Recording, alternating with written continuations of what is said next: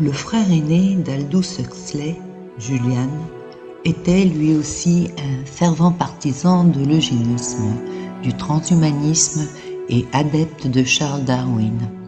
Il a écrit « Une fois pleinement saisi les conséquences qu'implique la biologie évolutionnelle, l'eugénisme deviendra inévitablement une partie intégrante de la religion de l'avenir, ou du complexe de sentiments, quel qu'il soit, qui pourra dans l'avenir prendre sa place dans la religion organisée.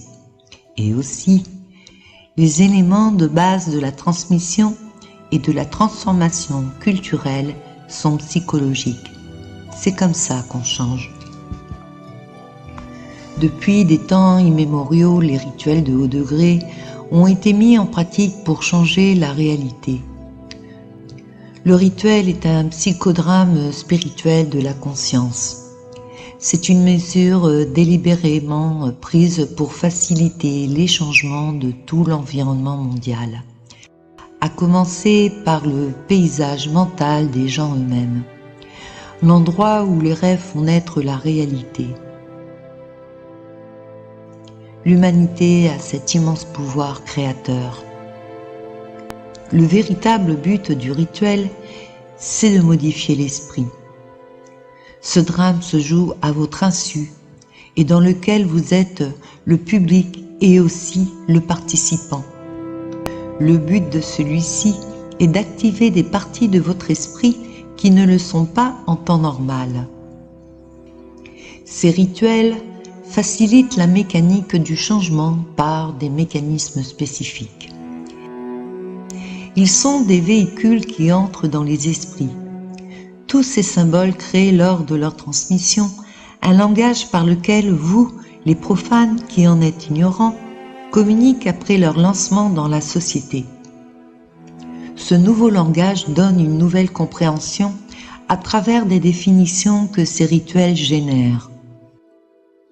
Ils introduisent un mode de vie et une vision du monde différent.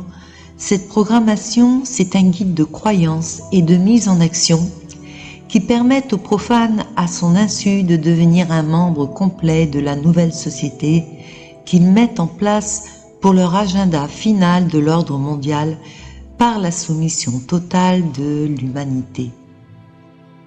Le rituel est effectué sans que les participants soient informés qu'ils y participent et de sa réelle signification.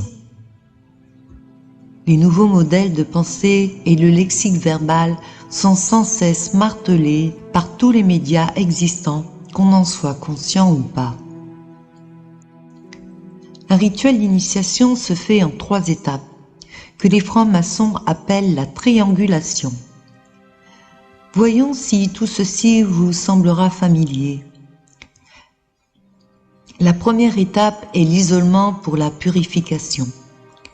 Dans cette étape, le profane est séparé du monde.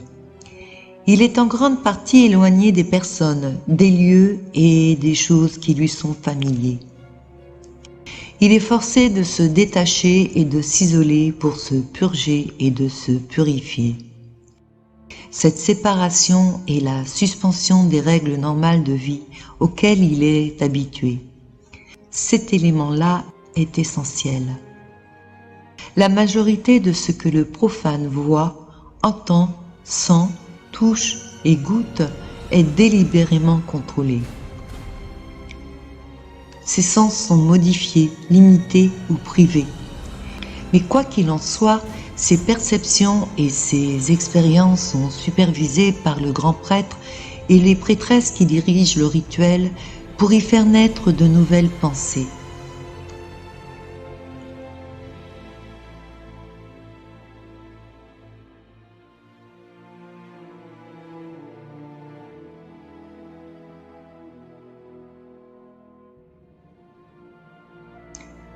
N'ayant nulle part où aller, si ce ne sont les endroits où il est autorisé, le profane isolé peut être forcé de faire face à sa propre réflexion et à sa part d'ombre intérieure qu'il a ignorée ou cachée quelque part au fond de lui.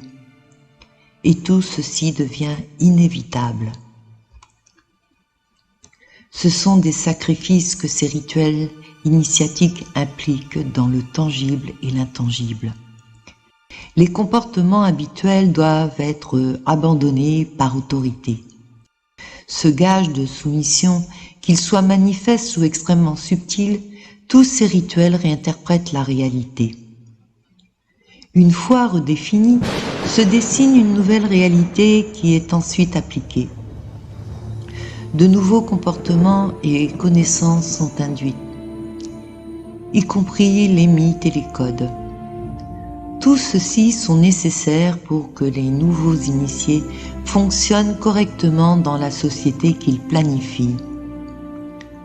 L'utilisation est une répétition typique et elle fait entrer le sortilège chez le nouvel initié. Le port du masque lors du rituel d'initiation est presque toujours nécessaire. Le masquage, traditionnellement, joue un rôle important dans les rituels de ce genre. Il accélère la suppression de l'ego pour faciliter la mort de l'ancienne identité avant la manifestation de la nouvelle qui sera soumise.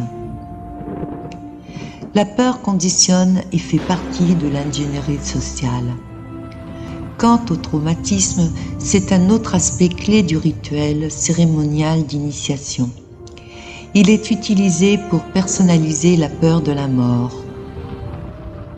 L'acte de mourir est joué cérémonialement. L'obscurité au-delà de l'obscurité est l'entrebâillement de la porte des abîmes.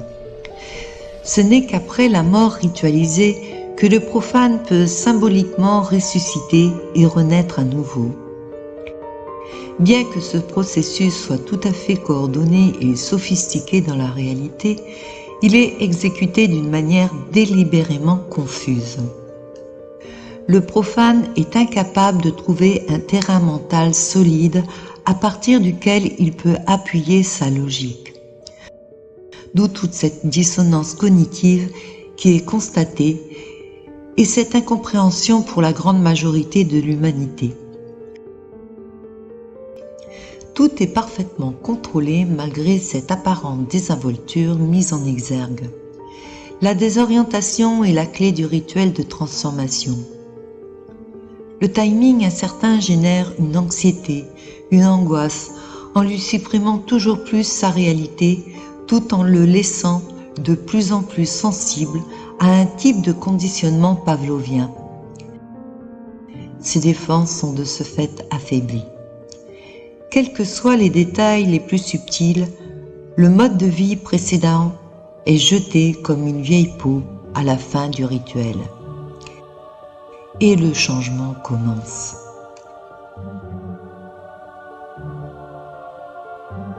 Ensuite vient la transition qui est la deuxième phase.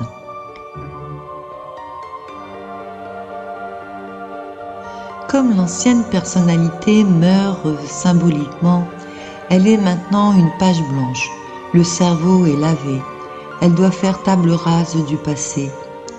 En même temps que son ancienne existence et son mode de vie meurent, le profane est progressivement reprogrammé et incorpore dans son nouvel environnement, réformé et reconstitué, vers le nouveau monde qui l'attend, au bout du tunnel. La prochaine étape est la phase finale du rituel de transformation, c'est-à-dire l'intégration.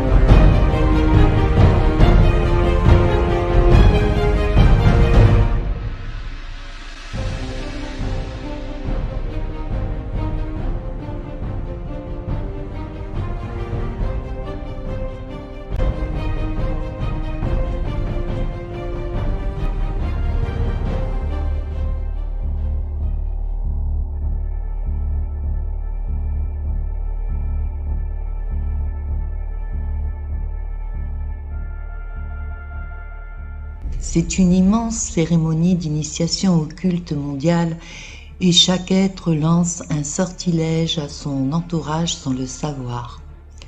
C'est l'initiation symbolique des peuples de la Terre et de leur nouvelle position dans l'ordre des mondiales qui rejette la partie christique de chacun d'entre nous, afin de mettre l'humanité sous le joug total de l'élite démoniaque occulte.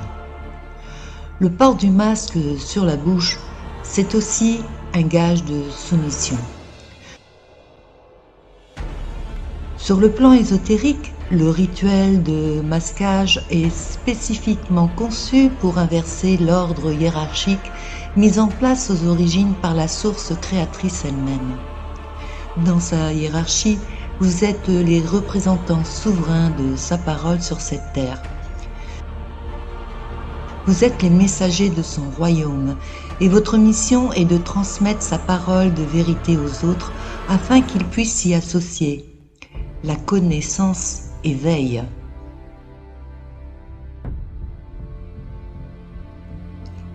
Mais dans la hiérarchie du dieu démoniaque et de ses légions, c'est tout le contraire. Le mensonge qui endort et paralyse tous les êtres qui ont peur de mourir avec ce virus qui est un immense envoûtement, un prétexte au sortilège lancé à toute l'humanité pour la récolte des âmes. Le port du masque obligatoire dans la vie quotidienne est l'idée de vous faire accepter que plus rien ne sera comme avant. Par le masquage de votre bouche, vous n'êtes plus ce que vous étiez jusqu'à présent. Vous n'êtes plus un être souverain sur cette terre. Vous êtes désormais rétrogradé et réaffecté au poste de sujet obéissant. Ce symbole représente votre consentement avec ce nouvel arrangement et d'accepter d'être un esclave dans le nouvel ordre. C'est votre nouveau rôle et votre nouvelle identité.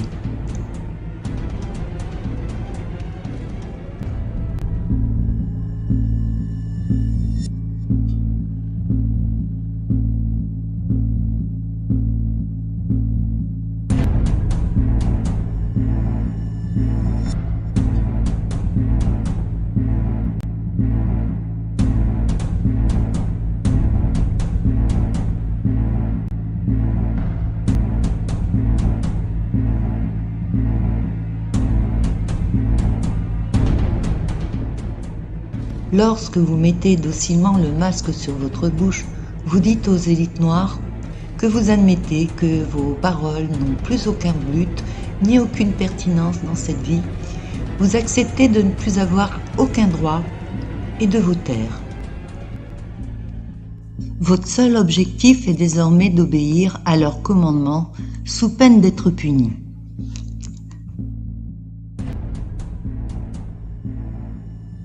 Les bâillons sont un symbole de soumission et de domination.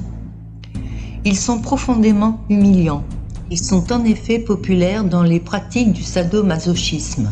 Vous êtes muselés, comme les chiens peuvent l'être en attendant d'être pucés, vous et vos enfants.